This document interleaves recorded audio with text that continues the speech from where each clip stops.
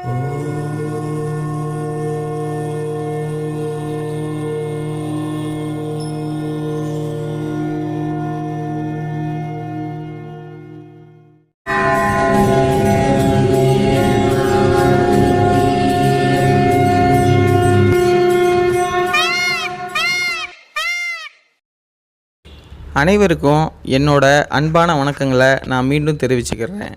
நான் உங்கள் பிரம்மஸ்ரீ ரகு.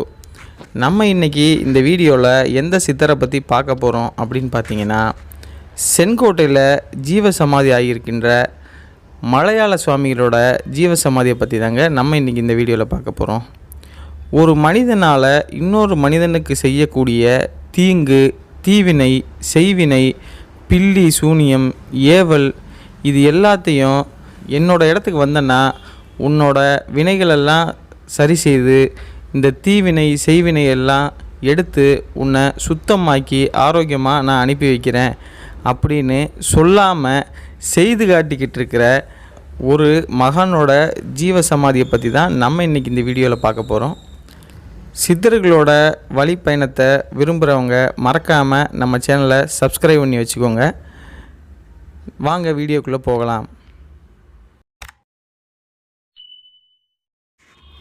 இனிய காலை வணக்கங்களோட நான் இந்த வீடியோவை ஆரம்பிக்கிறேன். நம்ம எங்கே இருக்கோம் அப்படின்னு பார்த்தீங்கன்னா, செங்கோட்டையில் இருக்கக்கூடிய மலையாள சுவாமிகளோட ஜீவசமாதியில் தாங்க இருக்கோம். செங்கோட்டையில் இருந்து கேரளா பார்டருக்கு பிரியக்கூடிய ரோடு, அந்த ரோட்டில் வலது பக்கமாக திரும்பின உடனே இந்த இந்தியன் பெட்ரோல் பல்க் இருக்குங்க. இந்த இந்தியன் பெட்ரோல் பல்க் தான் லேண்ட்மார்க். இந்த இந்தியன் பெட்ரோல் பல்க்குக்கு எதிர்த்தாப்பில் ஆப்போசிட்டில் பார்த்தீங்கன்னா மலையாள சுவாமிகளோட ஜீவசமாதி எங்கே இருக்குன்னு கேட்டால் செங்கோட்டையில் தெரியாத ஆட்களே இல்லை. அதாவது ஒரு மெயின் ரோட்டில், அதாவது எந்த நேரமும் ஆயிரக்கணக்கான வண்டி போய்கிட்டு இருக்கிற ஒரு சாலையை ஒட்டி அமைஞ்சிருக்கிற இந்த மகானோட சமாதிக்கு உள்ளே வந்தால் எந்த ஒரு சப்தமோ கரைச்சலோ எதுவுமே இல்லாமல் அப்படி ஒரு மனசை பேரமைதியாக்கி வரவேற்கிறாரு மலையாள சுவாமிகள். நம்ம ஊரில் இருக்கிற ஒரு சிவன் கோயிலோ, ஒரு காளியம்மன் கோயிலோ, மாரியம்மன் கோயிலோ, எல்லா ஒரு பெருமாள் கோயிலோ, எல்லா கோயில்கள்லேயும் சராசரியாக எப்படி பக்தர்கள் வந்து போகிறாங்க டெய்லி சாமி கும்பிட, அந்த மாதிரி மலையாள சுவாமிகளோட ஜீவசமாதியில் அன்றாடம் பார்த்திங்கன்னா நூற்றுக்கணக்கான பேர் சர்வசாதாரணமாக வந்து போகிறாங்க. ஒரு கோயிலுக்கு போய் எப்படி சாமி கும்பிட்றோமோ அந்த மாதிரி வந்து மலையாள சாமியை டெய்லி பார்த்துட்டு போகிறவங்க வர்றாங்க. இதுதாங்க மலையாள சுவாமிகளோட ஜீவசமாதி. இது வந்து ஒரு குறிப்பிட்ட நாட்கள் தான் உள்ள சுவாமிகளோட ஜீவசமாதியை திறக்கிறாங்க, பூஜை பண்ணுறாங்க. அதுக்குன்னு வந்து ஒரு முக்கியமான ட்ரஸ்டி இருக்கிறாங்க. அவங்க மட்டும்தான் அந்த பராமரிப்புக்கு அதை ஓப்பன் பண்ணுறாங்க. மற்ற நேரங்களில் பூட்டி வச்சுருக்காங்க. ஆனால் எந்த நேரம் போனாலும் சாமி உங்களை 100% வரவேற்பாங்க. அதில் எந்த மாற்றமும் இல்லைங்க. மலையாள சாமியோட அன்புக்கு எல்லையே கிடையாதுங்க. அதை மனப்பூர்வமாக உணர்ந்தேன் நான். என்ன மாதிரியே நீங்களும் இருக்க போய் அதை உணர்ந்து பார்த்துட்டு சொல்லுங்கள். இது சுவாமிகளோட சிஷ்யன் இயக்கியாடும் பெருமாள் சுவாமிகள்னு சொல்லி, சுவாமி வந்து இருந்த காலங்களில் சுவாமி கூட இருந்து எல்லா வேலைகளும் பார்த்து சுவாமிகளுக்கு வந்து உதவி செஞ்ச சுவாமி இயக்கியாடும் சுவாமிகளோட ஜீவசமாதி தாங்க இது. குருநாதர் பக்கத்துலேயே எந்த நேரமும் உட்காந்துருக்கிற ஒரு வாய்ப்பு இந்த உலகத்தில் எத்தனை சிஷ்யனுக்கு தான் கிடச்சிட போகுது. அதாவது மலையாள சுவாமிகள், அவங்களோட சிஷ்யன் இயக்கியாடும் சுவாமிகள், அவங்களோட சிஷ்யன் சண்முக சுவாமிகள், இவங்க 3 பேரோட ஜீவசமாதியும் ஒரே இடத்துல அமைச்சு வச்சுருக்கிறாங்க. நம்ம வந்து இந்த ஃபோட்டோவில் பார்க்குறோம் இல்லைங்களா, இந்த 3 பேர் தாங்க நம்ம சொன்னவங்க. இப்போ ஃபோட்டோவில் பார்க்குற சுவாமிகள் தான் 3ஆவதாக உள்ளவங்க, சண்முகம் சுவாமிகள். அதாவது இயக்கியாடும் சுவாமிகளோட சிஷ்யனாக இருந்தவங்க. அவங்கள பராமரிச்சுட்டு அவங்களோட ஜீவசமாதிக்கு எல்லா வேலையும் பார்த்து கொடுத்து பராமரித்து பண்ணிகிட்டு இருந்தவங்க.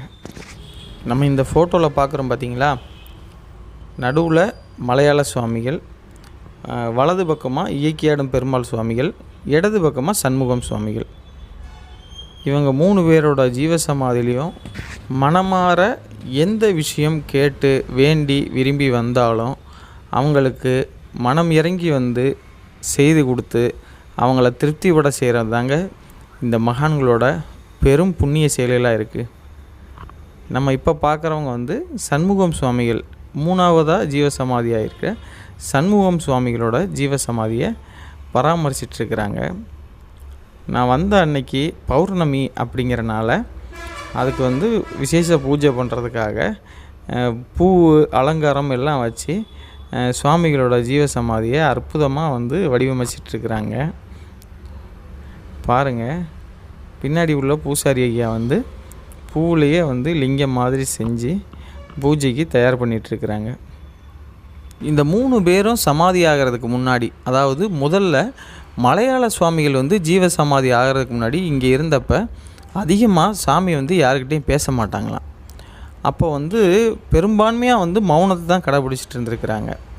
அப்போ ஓரிரு வார்த்தைகளை வச்சு தான் சுவாமிகளை வந்து மலையாளத்துக்காரங்க, கேரளத்தை சேர்ந்தவங்கன்னு சொல்லி நிர்ணயிச்சிருக்கிறாங்க.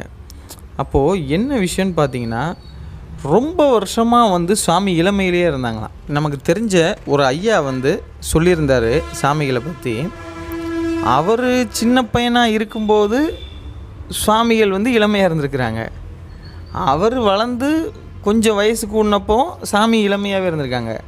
அவர் முதிர்ந்த நிலைக்கு வந்தப்பையும் சாமி இளமையாகவே இருந்தாங்களாம். அதே மாதிரி ஒரு சித்தர்களுக்கும் ஒரு குணாதிசயங்கள், ஒரு ஸ்பெஷாலிட்டி, அதாவது அவங்களோட மனநிலைக்கு தகுந்த மாதிரி அருள் புரிகிறாங்க. இது நம்ம பல இடங்களில் பார்த்துருக்கோம். பல மகான்கள் பல ஜீவசமாதியில் அந்த மகானோட இயல்பான இயற்கை குணத்துக்கு தகுந்த மாதிரி பேர் இறக்கம் அவங்க அள்ளி இறைச்சிட்றாங்க.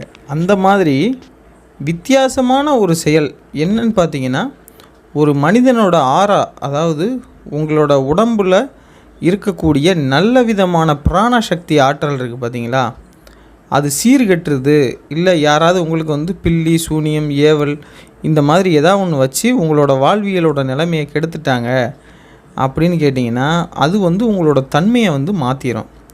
அது போக வந்து நம்ம பேய் பிசாசு பயந்த கோளாறு இந்த மாதிரி இருக்கிற பெண்களோ குழந்தைகளையோ வந்து இந்த பாதிப்புகள் இருக்குது இல்லைங்களா, இந்த பாதிப்புகளுக்கு வந்து நம்ம உட்பட்டுட்டோம்னா நமக்கு சரியான கைடன்ஸ் கிடையாது. எங்கே போய் இதை சரியான முறையில் வந்து நம்ம சரி பண்ணி வெளியே வர்றதுங்கிறது தெரியாது நமக்கு. இந்த மாதிரி பாதிக்கப்பட்டவங்க ஒரு முறை மலையாள சாமிகளோட சமாதிக்கு போயிட்டு வந்தீங்கன்னு பார்த்தீங்கன்னா உங்களோட ஆறாவே மாறிடுங்க. உங்களை சுற்றி உள்ள பிராணசக்தி, அதாவது சாமி எப்படி பரிசுத்தமாக இருக்கிறாங்களோ அவங்க நம்மளுடைய மனசையும் உடம்பையும் பரிசுத்தமாக ஆக்கி அனுப்பி வைக்கிறாங்க. அப்போது சரியான முடிவெடுக்க தெரியாமல், ஒரு சரியான வாழ்வியல் அமைப்பு இல்லாமல் குழம்பி கிடக்கிற மனிதர்கள், ஆணோ பெண்ணோ, அடுத்த கட்ட வாழ்க்கையில் ஒரு முன்னேற்றம் அடையக்கூடிய ஒரு நிலைமை இல்லாதவங்க எல்லாருமே இந்த மாதிரி பல சித்தர்களோட ஜீவசமாதிக்கு போய் ஒரு வழிகாட்டலின் பேரில் முன்னேற்றம் அடைஞ்சிட்டு வர்றாங்க. அப்படி ஒரு முறை நீங்கள் மலையாள சாமிகளோட சமாதிக்கு போனீங்கன்னா எண்ணமும் செயலையும் புனிதமாக மாற்றி நம்மளோட வாழ்வியலை சீர்படுத்தி கொடுக்குறாங்க. அதனால் என்ன மாதிரியே ஒரு முறையாவது நீங்களும் மலையாள சுவாமிகளோட ஜீவசமாதிக்கு வந்து மலையாள சாமிகளோட அருளும் அவர்களோட சீடர்களோட அருளையும் பெற்றுக்கணும் அப்படின்னு நான் வேண்டி விரும்பி கேட்டுக்கிறேன். இதே மாதிரி அடுத்து ஒரு மகானோட ஜீவசமாதி வீடியோவில் நான் உங்களை சந்திக்கிறேன். நான் உங்கள் பிரம்மஸ்ரீ ரகு. சித்தர் வாழ்க்கையை விரும்புகிறவங்க மறக்காமல் நம்ம சேனலை சப்ஸ்கிரைப் பண்ணி வச்சுக்கோங்க. இந்த வீடியோ பிடிச்சிருந்தா ஒரு லைக் போட்டுருங்க. நன்றி, வணக்கம்.